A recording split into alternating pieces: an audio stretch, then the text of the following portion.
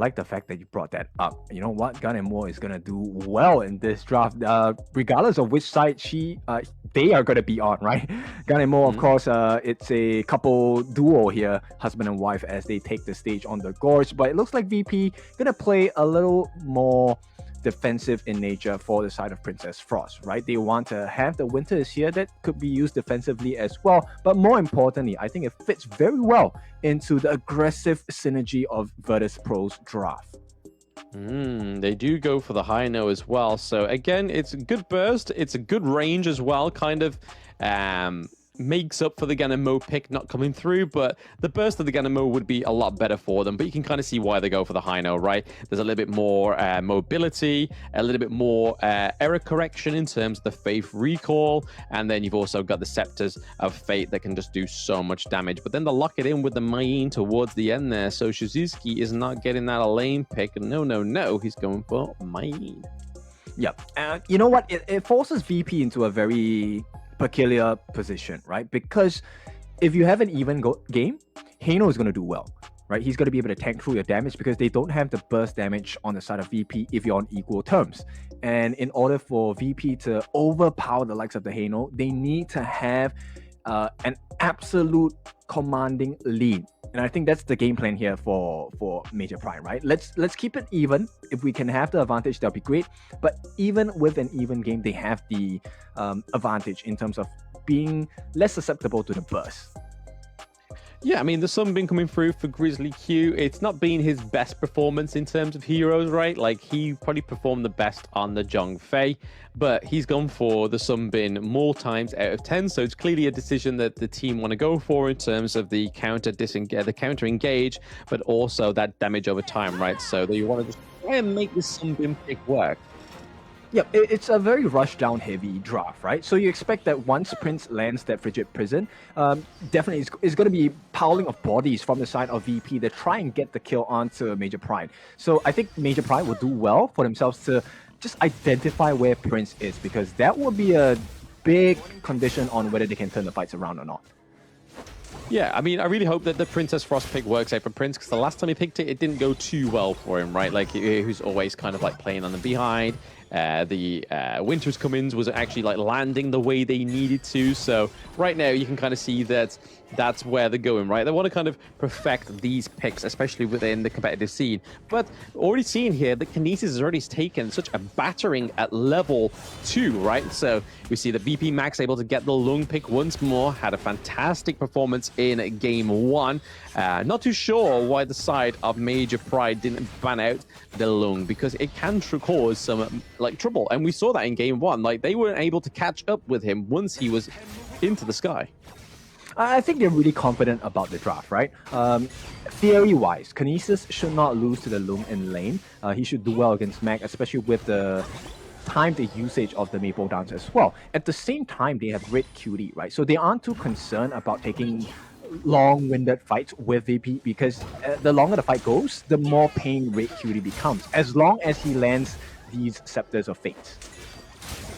Yeah, he's actually gone for the cleanse as well, which is a little bit different towards the normal dash through for the side of Major Pride. A little bit more of a defensive common spell, right? Going for the cleanse just in case he gets hit with any of those CC on the side of Virtus Pro.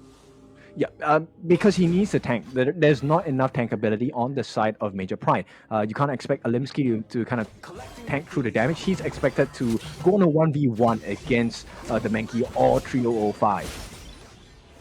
Yeah, true. I mean, they do have a solid front line, though, so I feel like the Heino would probably be much better with just staying behind the Zhongfei, the Mayin, and also the Musashi at most points in this game, right? Because he's able to throw the Scepters, just able to do the damage, and then allow Musashi or Mayin to get in there and clean up.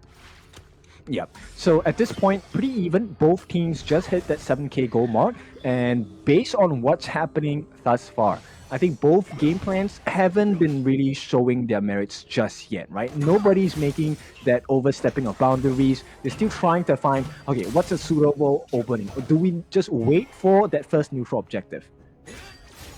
I mean, that's where it all kind of took place in the last game, right? It was just before the neutral objective where we saw Alimsky get the first kill onto the side of Virtus Pro, but I'm sure this time around that Virtus Pro is probably looking for that first blood for themselves, because that extra little bit of tasty gold, right? And it puts you and sets you up for those neutral objective team fights a little easier. Yep, and based on what's happening here, I kind of, maybe it's just my understanding of it, Grizzly Q, why he's not taking the knowledge gem. They want to rush this Dawn Knight, right? They want him to get as much farm as possible, and that will make them tank a little bit more, Red Cutie!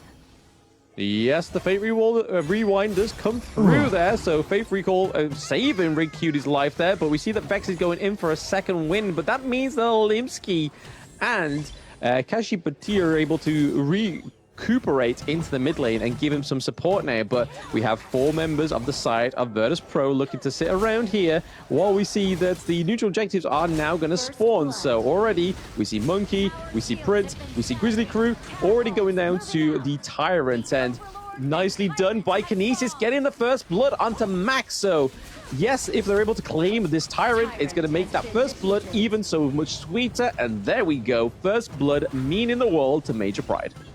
Yeah, and that's exactly what we expect out of them, right? They have so many conditions that technically should allow them to take the lead. They have a double smite, they have the range advantage, and the Maple Dance coming in to kind of win in the 1v1s for the farm lane at least, right? So at this point, I think Major Pride, they're doing exactly what needs to be done.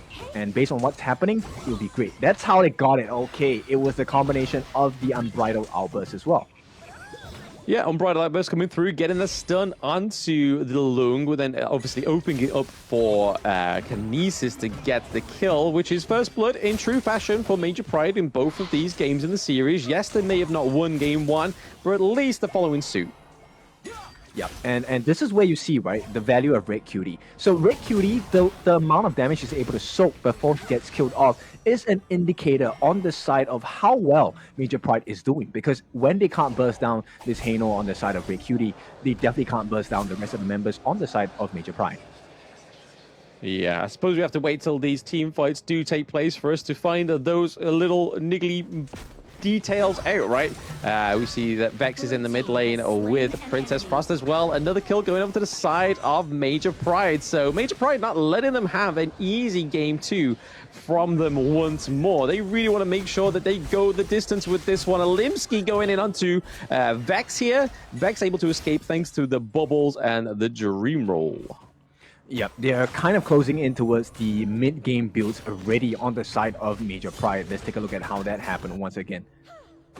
Yep, there we go. We had the Defiant Duel of Death come through, able to just kind of slow down the side of Virtus Pro, which then enabled, once more, Kinesis to get the kill, which is where you want those resources to go, right? You want it to go all over to the alley.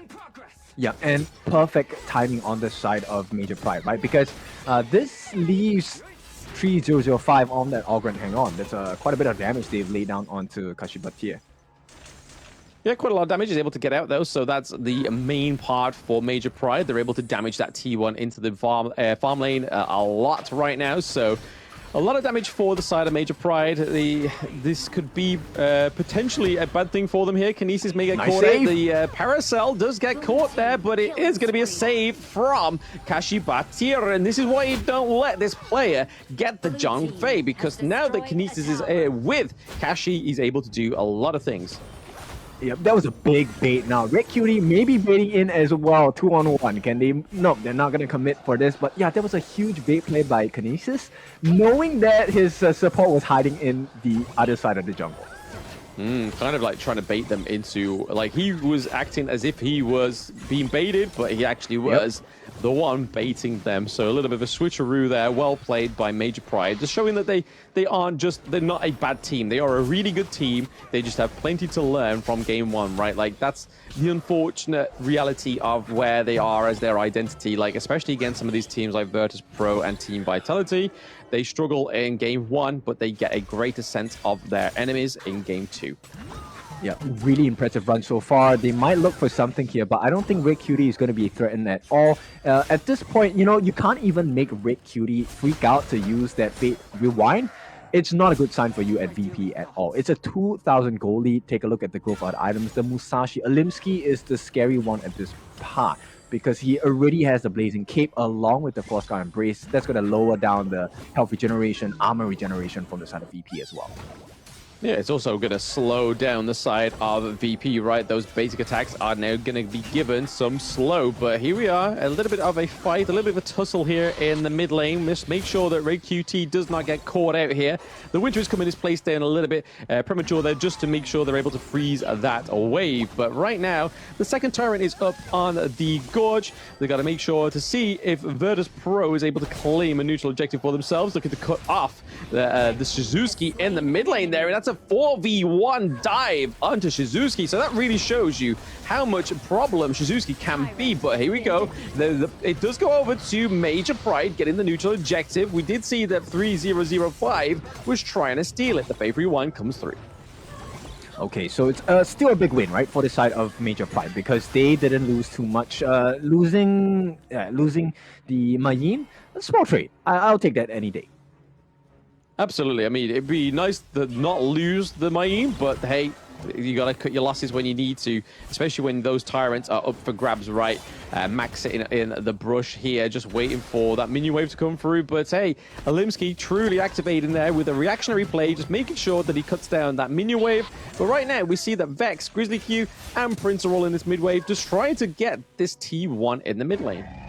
Yep, and this is where the strength of Major Pride really shows. They're pulling VP all across the map. Limsky probably dead here, will give up his life, but to take a T1 on the bot, take the Tyrant, and I think it's a good win for the side of Major Pride. They're still having decent control, but it's getting a little bit shaky at this point. Yeah, you kind of don't want to be a little bit overconfident going into the enemy jungle, right? They're still going to be very strong. They're still going to be very powerful. They're not very much behind in gold. The outburst does come through there from the Zhongfei. He does pounce on to the Lung, but Zhongfei can't do the damage at this point, right? Especially comparing to what Lung can do to you. But right now, we see that Vex is sitting in the bush here with the monkey. Bubbles do come through. He hasn't used the Dream Roll just yet. The time lapse does come through with that counter engage, just keeping the side of Major Pride away from VP. Yeah, it's a constant wrestle, right? At this point, 10.5 minutes in, the shadow versions of the neutral objectives are here. Once again, they're going to try. Alimsky maybe trying a little bit too hard, maybe getting caught. Yes, no, Red QT looking a little bit too lost into it. The damage has come through from the Lung as well. The Flaming Palms take down not only Hino, but also the T1 in the mid lane, really opening up those weaknesses to Major Pride. Yep, and now the gold is dead even, right? Maybe slightly in favor on the side of VP, but that was a huge mistake. A small test of strength turns into a big reality change for the side of Major Pride. Yep, reality check for Major Pride right now as Alimsky is on the run as well as Zhongfei. But hey, the Shadow Tyrant is up. This is looking like it could be a Virtus Pro Shadow Tyrant. Kashibatir, he may be the one to change the fates of the team, though. Yeah, he could dive in with the smite. He does dive in. The Unbridled Outburst does come through. The Alimsky goes into the back of the line there, but it is going to be Shizuki that takes the kill. They're looking to still focus the Shadow Tyrant, and it is going to be Kashibatir that takes the kill, a crucial kill theft as well in the jungle. So not only do they get the kill onto Grizzly, they get the Grizzly Shadow Tyrant. Yep, this is a big win for the side of Major Pride, right? And this is what you're talking to me about. I like this play by Kashibatir. That's what you need to do as a Zhongfei, especially when you have a smite. He does not have a lot of itemization, but one basic core item is enough. That's the Radiance for the slow and the damage, along with the Blazing Cape, right? That allows him to sustain a little bit, and you can see the world's difference is making. A limb strike, 2-on-1. Yes, 2-on-1 happening up into the clash lane. We do see Orgren gets the kill onto Alimsky, though, so a little bit overzealous there in terms of that commitment of the engage there. Mac would have been pretty much a non-starter for Alimsky, so I'm not too sure what he was thinking there going into the clash lane against the Orgren. We do see that Kinesis is getting that macro play right now, taking the T2 into the farm lane, as we are seeing that Shadow Overlord looking to take place here. Oh, Kashibatir, this is a moment for greatness. He will not do it. Yeah, no, he stole one. He's not going to steal two. He doesn't quite have that wind in him, but there we go. Taking the wind out of him is that Conductor of Soul, but also taking his soul, as you can see, Zhongfei on the Gorge still, but in stole form. Yeah, so back and forth once again. This time VP, they secure a decent map control for themselves, right? Now with the Shadow Overlord marching and flying down onto the bot lane, this is going to be a big opportunity, and VP do not want to miss. Yeah, no, you don't want to miss it. You want to make sure you get the most out of that Shadow Vanguard, especially in terms of taking those T2s in that farm lane. Already, we see that Kinesis is already running away from it. He's like, hey, you can have the T2. I just don't quite want to die just yet, because if I die, that means that the T2 in the mid lane could fall as well. Shizuki taking a few bits of damage there. The Frigid Prison does fall through, but the Flaming Palms land onto Shizuki as well. They're looking for a little bit of a fight around the Shadow Vanguard there, but still, we're seeing that 3005 in his true sense, historically going for those macro plays. Yep, you know what? He should be renamed to like 007 something. Yeah, 007 to really be a secret agent. He has been hiding in the shadows, getting these sneaky turret takes as well. Yeah, always doing those sabotage plays, which is really good at. So why not do it? If you're good at it, you are paid to do it, so why not do it? Here we go. Kashi Batia going in with the Unbridled Air Rage. We do see Alimsky gets the kill onto Mac right now, and now we see Alimsky goes down. Also, Vex is on the roam flanks through the path of passing, but Kashi Batia is still a little bit too lost in the thick of it right now. Vex is on his tail, gets the kill onto Kashi Batia, means that they don't really have a solid front line right now on Major Pride. The Virtus Pro don't have any minions to push any further into the crystal, so they're going to take it there and cut their losses. Well, the support on both teams take turns taking that godlike gameplay as well. Yes, the Crimson Golem does go over to the side of Grizzly Q. So, hey, at least it's going over to Virtus Pro and not giving it over to the side of Major Pride, right? Just not quite the right person to go to. But saving your enemies, getting the Crimson Golem, you may as well take it. Yeah, like I said, right, this is, for the past 2 minutes, it's been the support/roam show. The 4-man knockup on the side of Kashi Batia, really changing the fight for the side of Major Pride, but at the same time, the counterplay coming out by Grizzly Q with the, time lapse of his life at that point, securing a kill as well for his team onto Kashi Batia. Yes, absolutely. We've already seen a little bit of a fight around the mid lane, just trying to set up or maybe even bait a fight into the Shadow Tyrant. But once more, the side of Virtus Pro getting only their second neutral objective on the board, so they've been doing pretty well with their the lack of neutral objectives and lack of damage buffs that we saw from Game 1. They were all over it, all over taking those neutral objectives. This time around, they're like, hey, we'll take a little bit of a backseat in terms of the neutral objectives. Let's see what Major Pride can do when they have those neutral objectives. Yep, it's a big ghost wave coming in for VP, and VP, they might see the opening. The silence comes in. Yes, the Faithful One does come through, saving Red QT ever so slightly, but it's not going to save the high ground turret into the mid lane. Let's see if they're able to save that high ground turret into the farm lane, just about on the side of Major Pride. Right now, they're on the run back into the jungle just to try and reset and recolonize on the side of Virtus Pro. But right now, you can kind of see that 3005 is just looking for those macro plays. He's constantly just trying to make sure that the minions have access into the higher ground turret, and then we see the rest of Virtus Pro just trying to take on all of Major Pride. Oh, how the tables have turned. That's 13 minutes of hard work, blood, sweat, and tears gone down the drain. It is all VP in the lead at this point, baiting out potentially the next big fight. Yeah, not the biggest goal lead going into the 17-minute mark, right? They're only a 4K goal lead ahead, so it's not the difference here, but it could be made up by the side of Major Pride. You do see Shizuki going into the back there, doing a lot of CC onto Monkey. The Infinite Vastness does come through for Mac as he comes back down, lays the smackdown back onto Alimsky, but it is Alimsky taking the kill onto Grizzly Q. So they don't have that time lapse in their utility right now. Major Pride actually giving a bit of a fight back in this game too. Yeah, I like this performance so far. They will not give an inch without a fight. And at this point, Major Pride, they could be on the cusp of something great here. All they have to do is to secure this Shadow Overlord for themselves, and they can definitely swing things back into their favor. Yeah, squeaking things back in. They are looking to secure that Overlord, and they do get it as well. But you can kind of see here that 3005 is looking to push the farm lane just so they can try and get this higher ground turret. Just get another one off the board, whilst the rest of Major Pride are just trying to push the Clash lane. There we go. Vex gets the higher ground turret, so that is one less problem for the side of Major Pride to deal with. But the major problem right now is Major Pride is at your higher ground turret in the Clash lane. Yeah, will they stop the TP? They actually do. That's going to be one man down on the side of VP. Yes, one man down on the side of VP. As we see, the Grizzly Q is pretty much the only last surviving lifeline for that high ground turret as his members come through now. Mac has to use the infinite vastness pretty early in that interaction just to dodge out that winter is coming, which could have been a lot more deadly onto Mac, as he is quite a squishy hero right now. It's all about the damage for the lung, but right now you're seeing Vex go 3v1 against Major Pride, taking a lot of damage. The HP regen does come through, but is that going to be enough to escape Shizuki? He is going in, save his Kinesis. It's still a 4-5v1 right now. 4v1, sorry. And then we see Kinesis gets the kill onto Vex.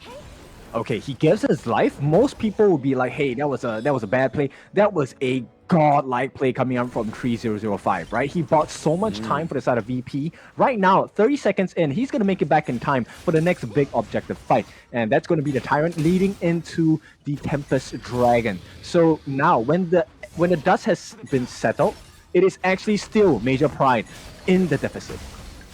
Yeah, not quite a unfamiliar face for the side of Major for Virtus Pro, right? Is that Tempest a dragon? They've seen it many times within just day one alone. So I think it's all going to come down to that Tempest Dragon. Unfortunately, Kin, for both of these teams, they are going to have to fight tooth and nail. Yep, and I mean, okay, as a caster, I love this because this is the most even of situations. This really tests how well your team synergy is, at the same time, you know, how mechanically skilled you are. And at this point, Kashibatir going to do well for himself if he gets to time his unbridled outburst at the correct moment. If he expends that beast mode too early, it could cost him the fight against VP. Yeah, you can kind of see that maybe that will be the point of Virtus Pro, right, going into this team fight, that they're going to try and bait that ultimate because they know that that could make the tails difference in this Tempest Dragon fight. Right now, Kinesis trying to bait the Tempest Dragon. Looks like they're trying to say, hey, look, we're taking it, but they actually aren't. And right now, you can kind of see that Shizuki is calling 3005's bluff by making sure that they're giving some love to that farm lane, so they're not going to get that backdoor play that they ever so really want here to try and close out the game 2. Yep, and to be honest, it's not in benefit of Major Pride at all. There's two lanes crashing in on the side of Major Pride, mid and bot, and all VP have to do is to play that push and pull game, right? And Major Pride, over time, naturally will need to go and defend the lanes. Oh, absolutely. If they don't do that, then they're just going to admit defeat themselves, right? But right now, I think the best thing for VP is keeping Grizzly alive, keeping Mac alive, and making sure that he makes most of that infinite vastness, either as a disengage or a re-engage. But Shizuki looking pretty low here. 3005 got him on the run, baiting them away from the minion wave that is rocking down in that farm lane. But now we're seeing a 3005 looking to re-engage for his team. Vex into the thick of it as well. Olimsky does knock him up. The winter is coming, kind of separates the part. VP and MP, but down goes Kinesis. That's a lot of damage. You've just got to try and focus Red QT, and that's what they're doing right now. Kashibatir tries to go in with the Leaping Savior. Manages to get Red QT out of there. The Sage's Sanctuary really does save him this time, but Vex is right into the 3005, sorry, is right into the thick of it. The Path of Passing to try and save him. Shizuki trying to do a lot of kills, a lot of knockers, but it's not going to be enough onto the Ogre. The time lapse comes through to keep Kashibatir from Shizuki, which means that he's able to take him, but they have to go back to base, right? That minion wave in the top lane looking very fruitful. Yep, they definitely have to take care of both teams, actually. Grizzly Q just making the plays of his life. The time flux saving the lifeline on the side of VP, and it's all about the time lapse now. If he gets it right, the steal will not be possible on the side of Olimsky.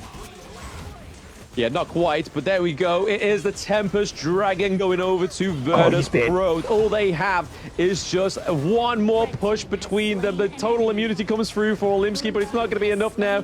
Vex goes down as well, but at what cost is it going to be to Kashi Batir, who's going to be an important role at this defense at the Crystal right now? We see those improved minions coming through into the mid lane as well. They're looking to take a Crimson, just take every little bit as they rock down to try and dominate this game 2 from Major Pride. Here we go. The Path of Passing comes through, puts lots of pressure as well as the time lapse coming through for Sun Bin. But right now, the minion wave has been cleared by Major Pride.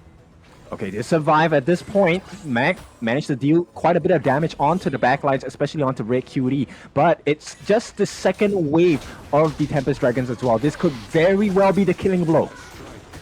Yes, almost could be the finishing serve up here for the steal. It is going to be the crucial crowd control come from Sun Bin. The Olimsky is trying to do anything into the backline, but it's not going to be enough. Game 2 goes over to Virtus Pro, taking a 2-0 from Major Pride. Big game. This was an important game for the side